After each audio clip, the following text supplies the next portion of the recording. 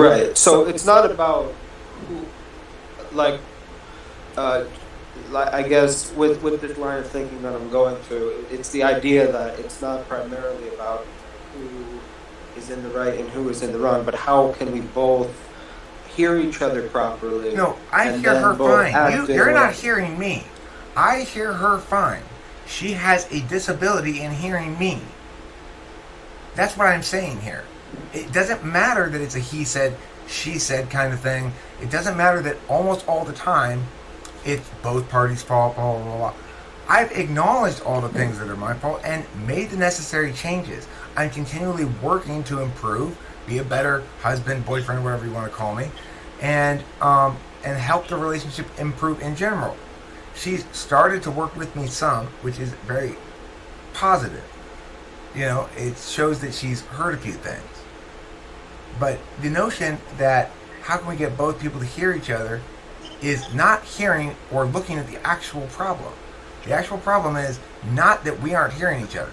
It's that she is avoiding all accountability, honesty, or self-assessment that is at all negative about herself because she doesn't trust me to use it to our betterment.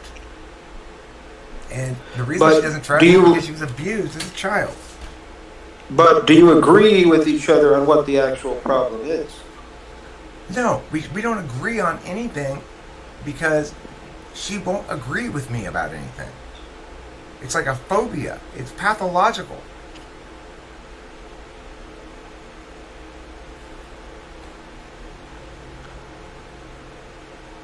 I could say it's X. She'd say, no, it's And not. this, I could say, it's uh, not X then. She'd say, no, it's not that either. yeah. Um, this isn't a accusation against you either, but from what I'm made aware, one of the things that helps in like creating dialogues is getting away from um, like specific judgments about the other or like labels about like I'm not exactly judging what they're her or doing. labeling her. I am saying these behaviors are not consistent with healthy behaviors of people in a relationship with one another. Your behavior specifically, and you need to change them. That's it. I mean, it's as simple as that. It's not any more complicated than that. Sometimes it's as simple as that. The truth first. It's like Dr. Phil said, no healing can begin until the person, well, what do they got to do? You've got to face the truth. That's fucking as basic as it comes. Right. I'm not saying any of the labels wouldn't be true or valid. It's simply, well, I guess What have I some people labeled her would with? say that like that. What? What'd you say? What have I labeled her with? Um, Pathological, I guess. Phobic. In some yeah, regard, those words are like those words are unwilling, labels. uh, unwilling. What else? You listen, she doesn't listen. You've made a determination there. Okay, well, but you said And again, not true. that they're not true. I'm not saying they're not true. I'm simply saying some people think that like labels in general like makes people put up more walls. Okay, well, they may. However, if you're going to solve a problem, you have to be able to define what the problem is.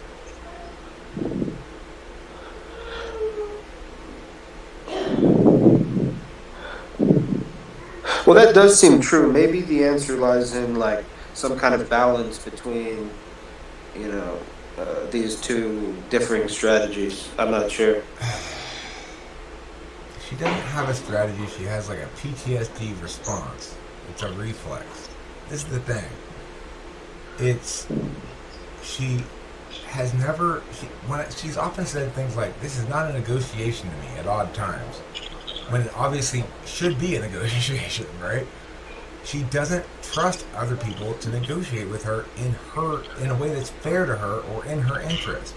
She assumes they're going to take advantage of her, and But it that's it. applies But to me as that well. is sorry. That is technically another judgment, like judgment or point of view that it should be a negotiation.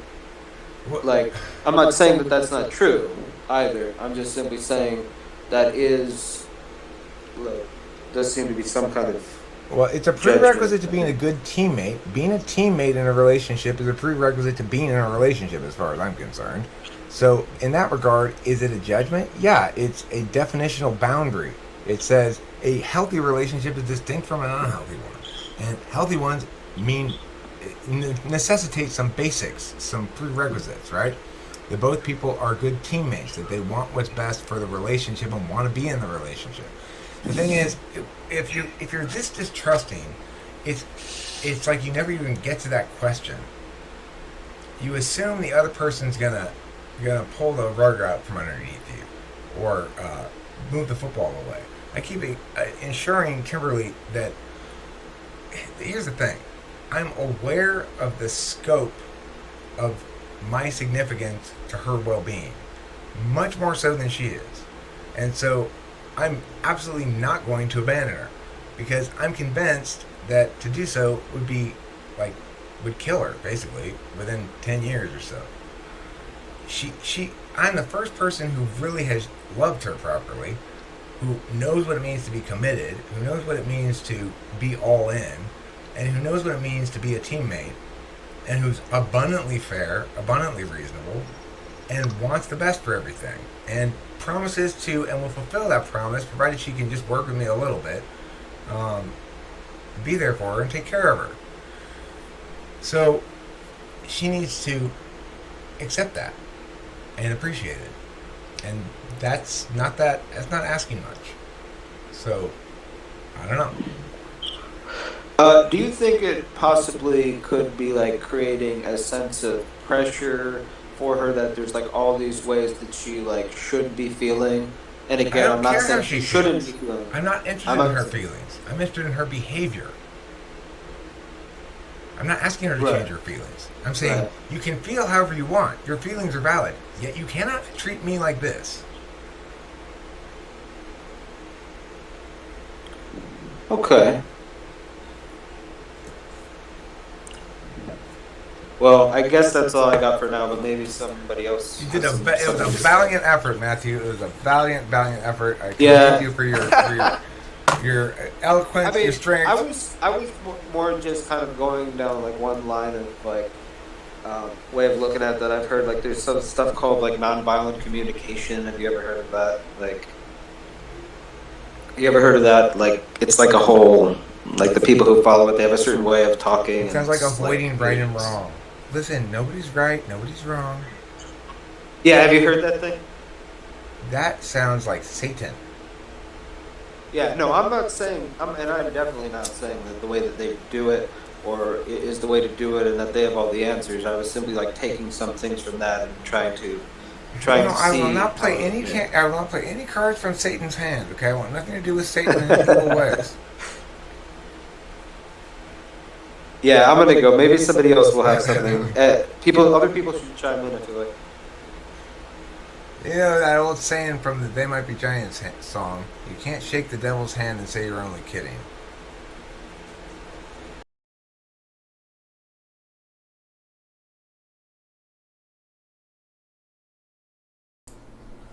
Indeed, you cannot.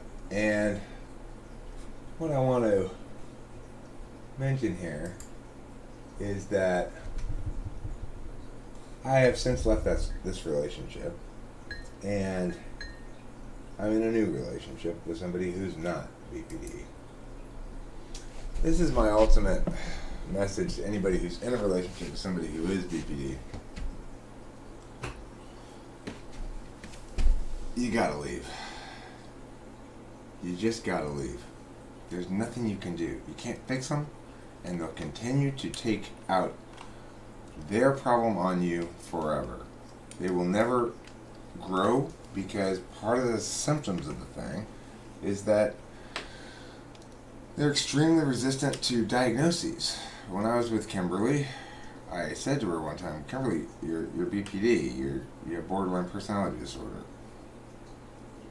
She refused to acknowledge it. I said, "Well, look, you're either borderline personality disorder or you're just emotionally abusive. She said, I'm emotionally abusive. As though that were better, right, than BPD.